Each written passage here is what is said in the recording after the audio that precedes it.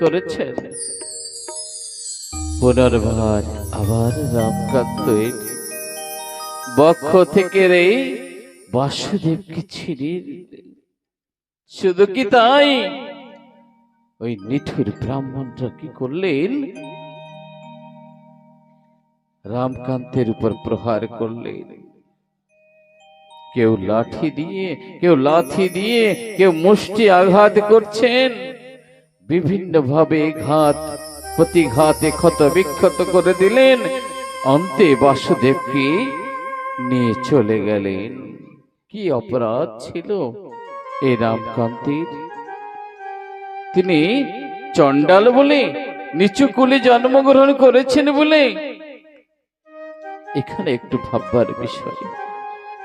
আজ আমরা হরিনাম কৃষ্ণ নাম করছি, আমাদের আরাধ্য দেবতাকে স্থাপন করেছি। প্রত্যেক দিন আমাদের মন অনুসারে তাদের সন্ধ্যাবাতি পূজা অর্চনা করছি, কেউ বাধা দেওয়ার নেই। কিন্তু আমার পিতৃপুরুষ পূর্বে যারা ছিলেন, একটু ভেবে দেখুন কত না কষ্ট করেছেন। না শিক্ষার অধিকার ছিল, পুজো পার্বণ শিক্ষা মন্দিরে গেলে পরে জিভ কেটে দেওয়া হয়েছে। এই কানে সীসা গরম করে ঢেলে দেওয়া হয়েছে। আজ রামকান্ত এই জাতির জন্য, জাতির জনককে আহ্বান করবার জন্য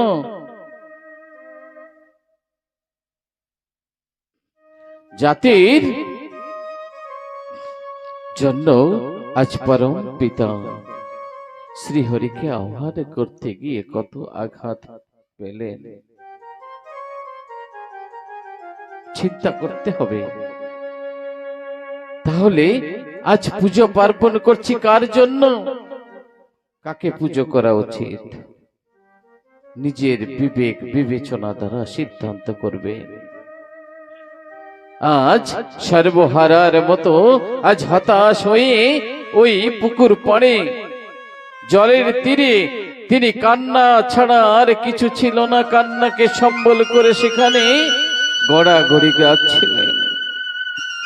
এদিকে নিষ্ঠুর ব্রাহ্মণের দল তাকে মন্দিরে নিয়ে বাসুদেবকে স্থাপন করলেন, পুজো করলেন, ভোগ লাগালেন। ভোগ লাগিয়ে দরজা বন্ধ করে দিলেন বাসু সেবা করবেন বলে। কিছুক্ষণ পরে দরজা খোলা হলো। দরজা খুলে এক ব্রাহ্মণ ভিতরে গিয়েছেন, গিয়ে দেখে বাসুদেব আগের মতো সামনের দিকে ফিরে নেই, বাসুদেব পিছন দিকে ঘুরে গিয়েছে। মনে মনে চিন্তা করলো যে এই ঠাকুর ঘরে তো অন্য কেউ ছিল না, আমি তো নিজেই পুজো পার্বণ করে দরজা বন্ধ করে রেখে আমি বাহিরে গিয়েছি, আর দরজাটা খুলেওছি আমি নিজে খুলে দেখছি যে বাসুদেব পিছন দিকে মুখ করে বসে আছে। তবে কে কে এই বাসুদেবকে ঘুরিয়ে দিয়েছেন? এখানে তো কাউকে দেখছি না। তাই নিজেই চেষ্টা চালিয়ে গেলেন।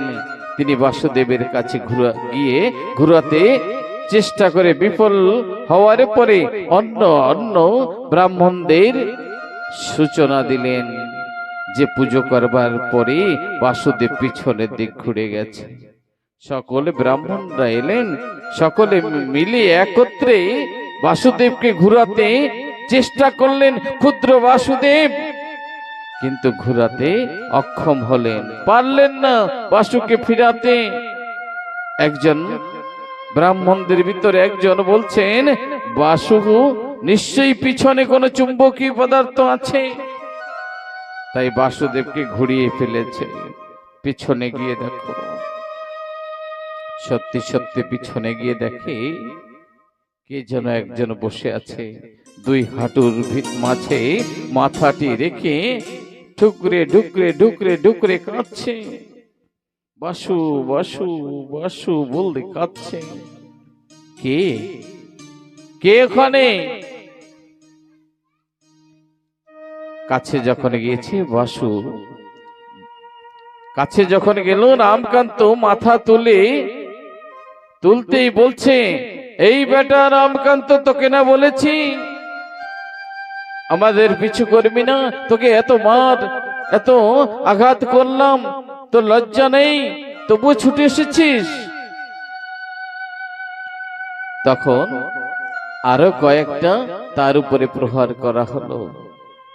বলছে, তোমরা মারো, যত আঘাত করার আমাকে করো, কিন্তু আমার বিনিময়ে বাসুকে ফিরিয়ে দাও।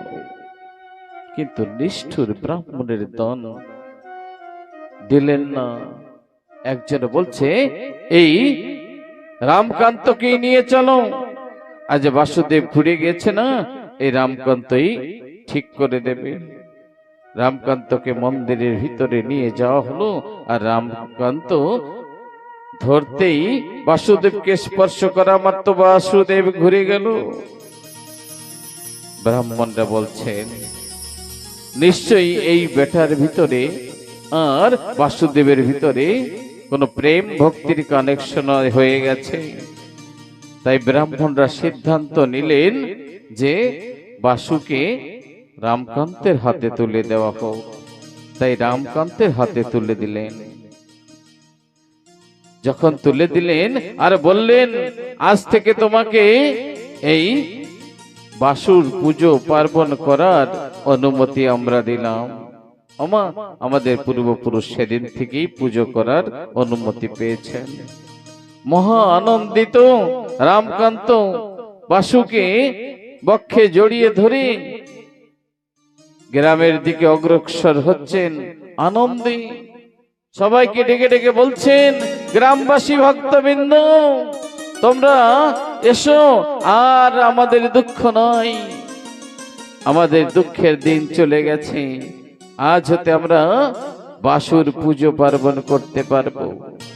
এই দেখো, আমার প্রাণের বাসুকে আমি ফিরে পেয়েছি।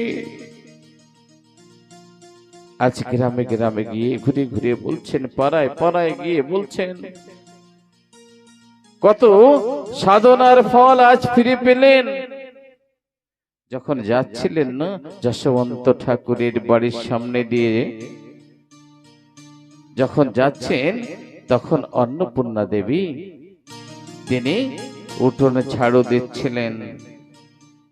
আজ ডেকে ডেকে বলছে, যশবন্ত। ডাকতে ডাকতে ওই বাড়ির ভিতরে প্রবেশ করেছেন, করে বলছে, মা।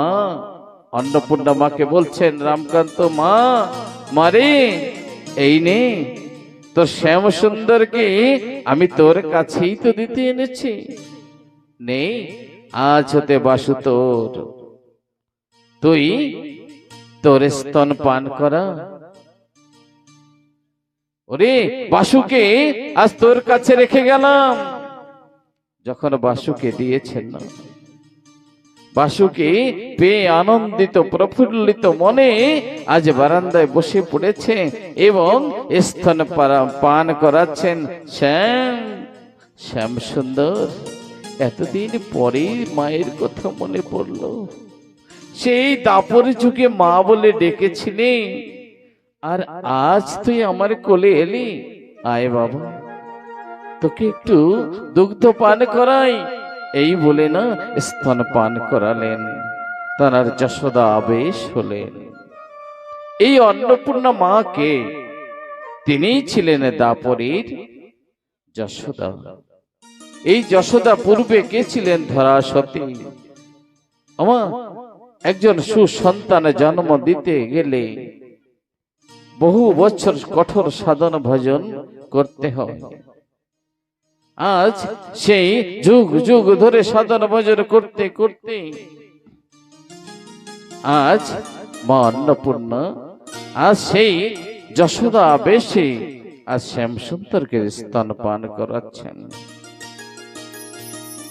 এই যশোদা যে অন্নপূর্ণা, আমার শাস্ত্রের ভিতরে বলেছেন, যখন শ্রীকৃষ্ণ লীলা সম্বরণ করবেন, সবাই কিছু না কিছু চাইছেন। আর শ্রীহরি শ্রীকৃষ্ণ অনাদির আদি গোবিন্দ, তিনি সবাইকে ডেকে ডেকে বলছেন, তোমরা যে যা চাওয়ার চেয়ে নাও, আজ আমি প্রাণ খুলে তোমাদের দেব। সবাইকে দিলেন, কিন্তু পিছনে মা যশোদা বসেছিলেন। মায়ের কাছে গিয়ে বলছে, ও মা, মা তুমি কিছু চাইবে না? আচ্ছা, মা যশোদা বলছে, ওরে, যে বিশ্বের বিধাতা, তার মুখে মা ডাক শুনেছি, আমার আর কি চাওয়ার আছে বল? না মা, সবাইকে তো কিছু না কিছু আমি প্রদান করেছি, তুমি একটু চাও না? তোমাকে না দিতে পারলে তো আমি অসম্পূর্ণ থাকবো, আমার চেয়ে নাও। বলছে, বাবারি, তুই যখন নিজের থেকে আমাকে দিতে চেয়েছিস, তবে আমাকে এই আশীর্বাদ কর। বলছে, হে মুরলীধর, হে গিরিধারী, ভগবান তুমি নিজে এসেছো আজ ভক্তের কাছে কিছু দিতে, তবে আমাকে এই আশীর্বাদ করো, এই জন্মে তো তোমার শুধু মা ডাক শুনেছি, কিন্তু সত্যিকারের মা তো হতে পারিনি। আমি যেন এরপরে ধরা ধামে যদি আসি, আমি যেন সত্যিকারে তোমার মা হতে পারি। শ্রীকৃষ্ণ সেদিন বলেছেন, তথাস্তু, তাই হবে মা। আমি এরপরে যখন আসব, তখন আমি তোমার গর্ভে জন্ম নেব, তুমি হবে আমার সত্যকারের মা। তাই যশোদা আবেশে বিভিন্ন ভাবে আজ তানাকে যত্ন সহকারে স্তনপান করালেন। ঠিক সেই দিন রাত্রে একটা অলৌকিক ঘটনা ঘটেছেন যশোবন্তের বাড়িতে। গভীর রাত্রে যশোবন্ত অন্নপূর্ণা মাতা দুইজন শয়ন কক্ষে শুয়েছিলেন। হঠাৎ স্বপ্ন দেখছেন যশোবন্ত ঠাকুর যে শ্রীহরি এই নমশূদ্র কোলে, এই চণ্ডাল কুলে আসছেন। বলছে, আর বিলম্ব নয়, আমি এই কুল, এই জাতিকে উদ্ধার করবার জন্য আসব। অন্যদিকে মা অন্নপূর্ণা দেবী, তিনি স্বপ্ন দেখছেন বিশাল এক জ্যোতি, একটা যেন আগুনের পিণ্ড, বিশাল আকার, ধীরে ধীরে ক্ষুদ্র থেকে ক্ষুদ্র হতে হতে আজ ঘরের ভিতরে প্রবেশ করেছেন। এবং সেই কক্ষখানি যেখানে শুয়েছিলেন, সেই কক্ষটা আলোতে এমন ভাবে উজ্জ্বলিত হয়েছে, সেই জ্যোতিটাকে সে হরণ করতে পারছে না।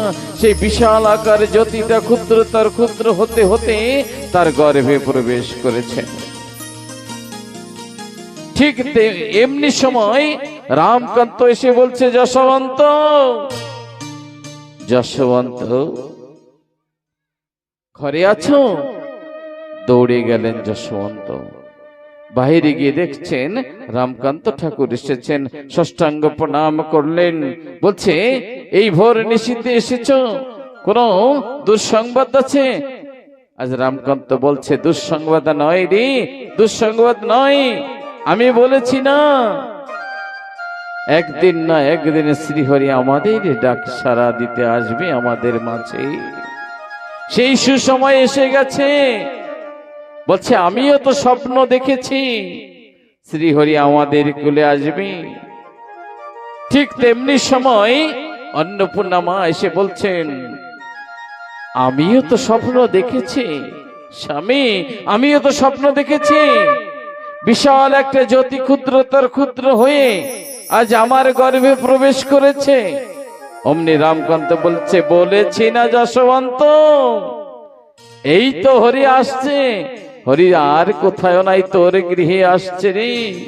এই তো শুভ সংবাদ আজ গ্রামে ছড়িয়ে দি, ওরে আনন্দের সীমা নেই। এমনি করে চৈত্র মাস 1 মাস 2 মাস 3 মাস করে যখন 9 মাস পরিপূর্ণ হলো তখন ছিল চৈত্র মাস। চৈত্র মাস মধু কৃষ্ণ ত্রয়োদশী 1218 সালে শুভ বুধবারে শুভ লগ্নে শ্রী হরি ভগবান জন্ম নিলেন। বলো হরিচাঁদ ভগবান কি।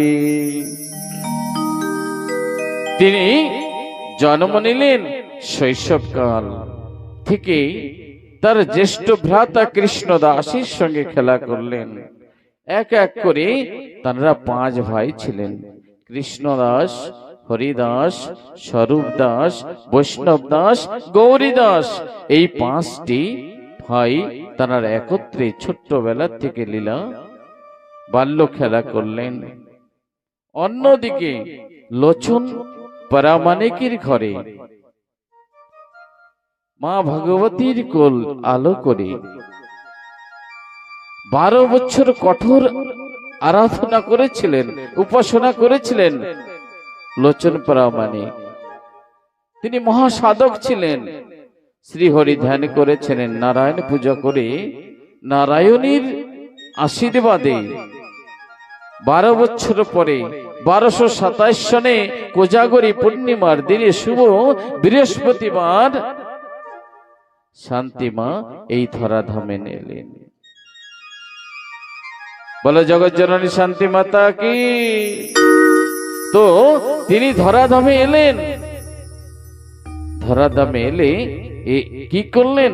তিনি কিন্তু এই বাল্য লীলার ছলে তিনি কখনো অন্য কোনো খেলা খেলতেন না, ঠাকুরের পূজা দিতেন, ফুল তুলতেন, মালা গাঁথতেন, সাজাতেন। অন্যদিকে শ্রীহরি রাখালদের সঙ্গে গরু ধেনু চড়াতে যেতেন রত্নডাঙ্গার বিলে। সেখানে গিয়ে কখনো কখনো রাখালদের নতুন নতুন খেলা দেখাতেন, যা রাখালরা কোনোদিন শ্রবণ করেননি। কখনো তো কস্তুরী পুষ্প তুলে তাদের সাজাতেন হরিকে, হরিকে প্রণাম করতেন, দুহাত তুলে হরি আশীর্বাদ দিতেন। একদিন এমন হয়েছে, ওই নতুন খেলা খেলতে গিয়ে গরু হারিয়ে গেছে, গোদন হারিয়ে গিয়েছে। আজ ব্রজনাটু ডেকে ডেকে বলছে, হরি তোর এই নতুন খেলা দেখতে গিয়ে আমাদের গরু হারিয়ে গিয়েছে। যদি কোনো ব্যক্তির ফসল নষ্ট করে সে তো বকা দেবে, মা বাবা রাগ করবে, আজ তোর জন্য এই ঘটনা ঘটেছে। হরি বলছে, তাই আমার জন্য ঘটেছে? ঠিক আছে, তবে তো তোরা সবাই আমার সম্মুখে এসে লাইন দিয়ে দাঁড়া। সব রাখালেরা আজ লাইন দিয়ে দাঁড়িয়েছেন। আর লাইন দিয়ে দাঁড়িয়ে যখন হ্যাঁ আমরা তো দাঁড়িয়েছি, এবার কি করতে হবে? বলছে চোখ বন্ধ করো, যার যার গরুকে স্মরণ করো। স্মরণ করতেই বলছে এবার চোখ খোলো।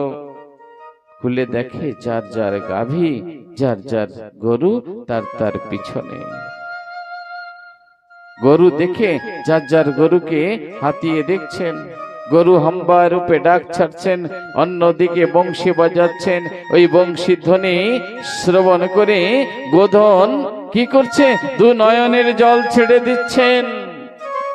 পশু সেও নয়ন জল ছেড়ে কাঁদছেন, কারণ ওই গাভীদের সম্মুখে ছিল শ্রীহরি, ভঙ্গি বাঁকা হয়ে মুরলীধর বংশীধারী।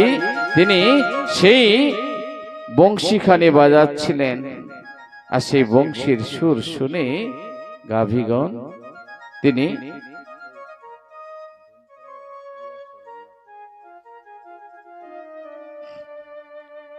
তাই রাখালগণ বলছে, হরি ও হরি,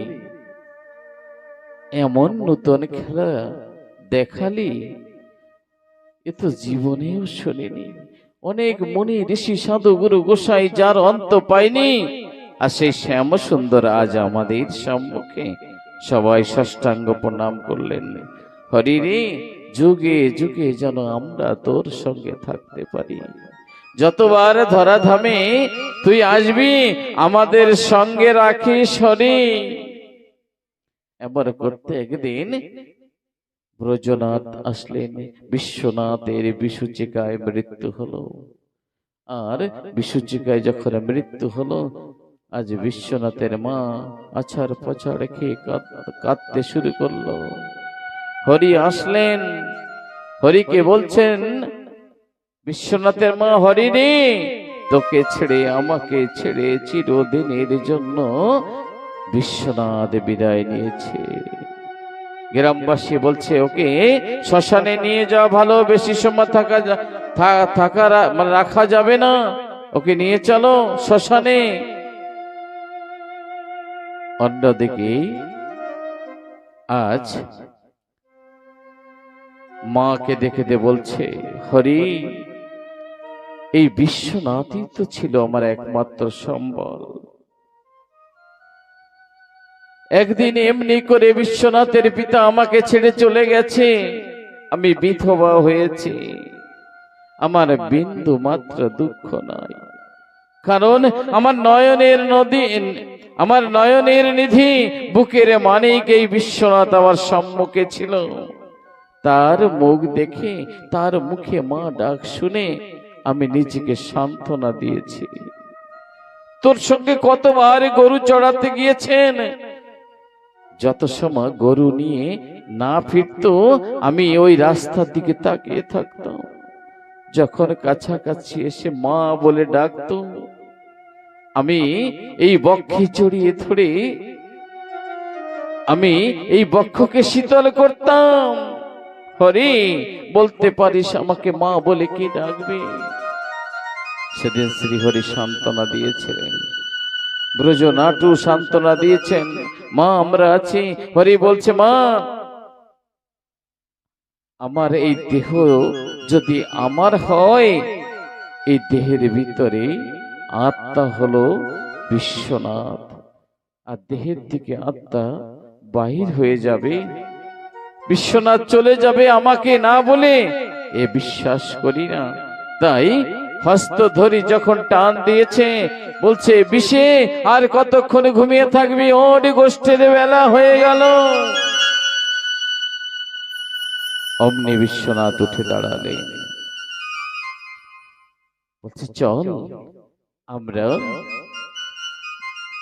গোচারণে যাই। বিষের মাসে দিনে পিছনে ডাক দিয়ে বলছে, হরি, একটু দাঁড়া হরি, আমার একটি কাজ বাকি আছে। হরি, বিষের পিতাকে হারিয়েছি, আজ বিষাকেও হারিয়েছিলাম, যদি ফিরে পেয়েছি তোর জন্য, আজ কি করব জানিস? আমার নয়নের মণি আজ তোর হাতে তুলে দিলাম। বিষের হাত ধরে শ্রীহরির হাতে ধরে দিয়েছেন, বলছে, হরি, আজ থেকে বিষে তোর হয়ে গেল, তুই দেখে রাখিস।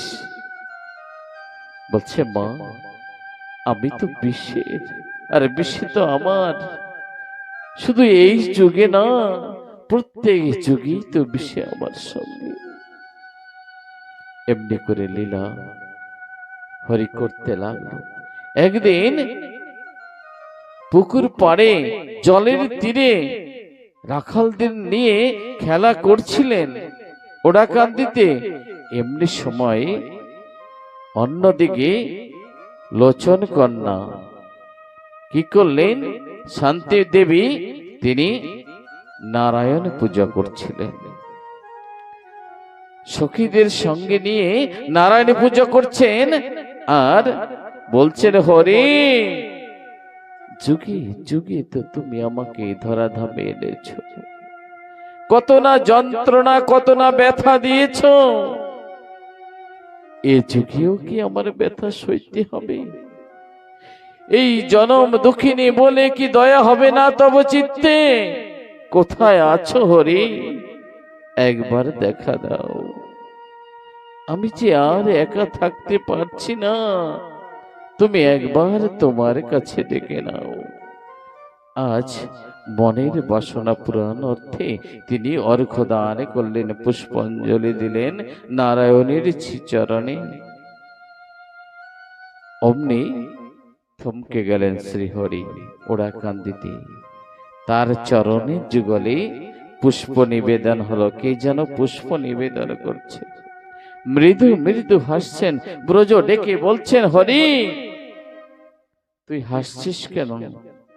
বলছে, ব্রজ তোরা না এই বুঝবি না, তোকে বুঝিয়ে বলতে পারবো না, এ তো অনেক গোপন কথা। তার কয়দিন পরে লোচনের গুরুদেবীর মুখে অনেক ঠাকুরের কথা শ্রবণ করে সিদ্ধান্ত করল যে এই কন্যাকে আমি কার হাতে তুলে দেব। এই কন্যা তো সাধারণ কন্যা নয়। লোক মুখে শুনতে পায় যশোমন্তের মধ্যম পুত্র হরি, সে নাকি মরা বিশ্বনাথকে বাঁচিয়েছে। একথা শোনার মাত্র সিদ্ধান্ত নিয়েছে এই আমার একমাত্র জামাতা হতে পারে। তাই আমার কন্যাকে আমি সেই হরির হাতে তুলে দিতে চাই। তাই একদিন যশোমন্তের ঘরে এলেন। বলছেন, যশোমন্ত তুমি বাড়ি আছো? বলছে, কে? লোচন যে। আসো। দুইজনে কথোপকথন হচ্ছেন এবং লোচন বলছেন, আমি একটা বিশেষ দরকারে এসেছি তোমার বাড়িতে। শুনলাম তোমার মধ্যম পুত্র হরিদাস সে নাকি মৃত বিশ্বনাথের প্রাণে দেহে প্রাণ সঞ্চার করেছে। বলছে, হ্যাঁ সত্য। আমি আমার কন্যা শান্তিকে তার হাতে তুলে দিতে চাই, যদি তুমি অনুমতি করো। বলছে, বেশ, তো আমিও তো অনেক দিন ধরে খুঁজতেছিলাম, চলো তোমার বাড়ি যাওয়া যাক। তখন সঙ্গে করে গেলেন এবং শান্তিমাকে দেখে যশোমন্ত ঠাকুর কথা দিয়ে আসলেন, সময় দিন ধরে শুভ দিনে শুভ লগনে শ্রীহরির সঙ্গে শান্তিমায়ের শুভ পরিণয় হলো। কিন্তু কাল চক্র এক এক করে 5 ভাইয়ের বিবাহ হলো। বিবাহের পরে যশোমন্ত ঠাকুর ডেকে বলছেন 5 ভাইকে, তোমরা শোনো, কৃষ্ণদাস তোমাদের বিবাহ দিয়েছি, সংসার জীবনে পদার্পণ করেছো। আমার একটি কথা নিও, আমার মানব লীলা এইখানে সম্বরণ হবে। তোমরা ভাইতে ভাইতে মিলেমিশে থাকো। হে পুত্র বধূগণ, তোমরা কলহ বিদ্রোহ করবে না। একে অপরের সঙ্গে ভগ্নী সূত্রে বন্ধন হয়ে একে অপরের প্রতি প্রেম ভাবনায় মিলেমিশে আমার বংশকে তোমরা উজ্জ্বল করবে। দেখো, এই বংশের যেন অমর্যাদা না হয়। তিনি বুঝালেন, বুঝিয়ে বলছে, এখন আমার সময় হয়ে গেছে, আমাকে একটু শোবার জায়গা করে দাও।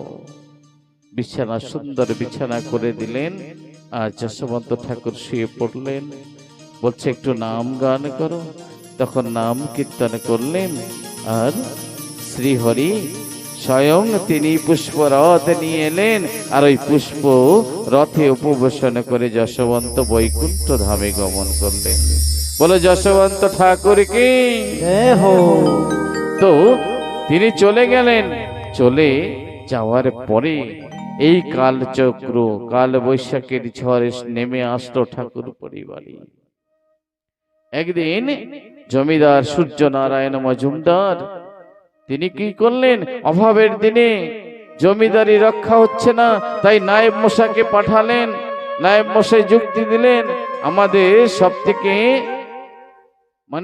সম্ভ্রান্ত, সব থেকে অর্থশালী প্রজা হচ্ছে কৃষ্ণদাস। কৃষ্ণদাসের কাছে সাহায্য চাইব। সাহায্য চাইতে এসে 700 টাকা ধার নিল 3 মাসের জন্য। 3 মাস, 4 মাস, 5 মাস, 7 মাস, 9 মাস, পয়সা দেওয়ার নাম নাই। পয়সা চাইতে গেলে ঝগড়া হলো, গন্ডগোল হলো। শ্রীহরি মাঝে গিয়ে দাদাকে সান্ত্বনা দিলেন, বলছে দাদা পয়সা গেছে, যাক তুমি ঝগড়া করো না। শ্রীহরির মুখের দিকে তাকিয়ে সেদিন শান্ত হয়েছিলেন কৃষ্ণদাস।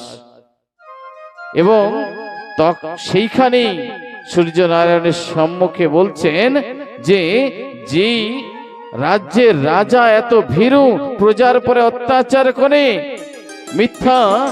মিথ্যাবাদী, আমি সেই রাজার রাজ্যে থাকতে চাই না। তৎক্ষণাৎ ত্যাগ করলেন। ত্যাগ করলে 5 ভাই পৃথক অন্য হলেন এবং পৃথক হাড়ি হয়ে বিভিন্ন স্থানে বসবাস করলেন। প্রত্যেক ভাইয়ের অংশে 300 টাকা পড়লেন। 300 টাকা নিয়ে হরিচাঁদ ঠাকুর উড়িয়া নগরীতে এসেছিলেন। উড়িয়া নগরীতে যখন এসেছিলেন, তার ধর্মকন্যা একদিন সুযোগ বুঝে 300 টাকা ওই ধানের হাড়ির ভিতরে, কলসির ভিতর থেকে চুরি করে নিয়ে চলে গেলেন। শান্তিমা ভেঙে পড়লেন।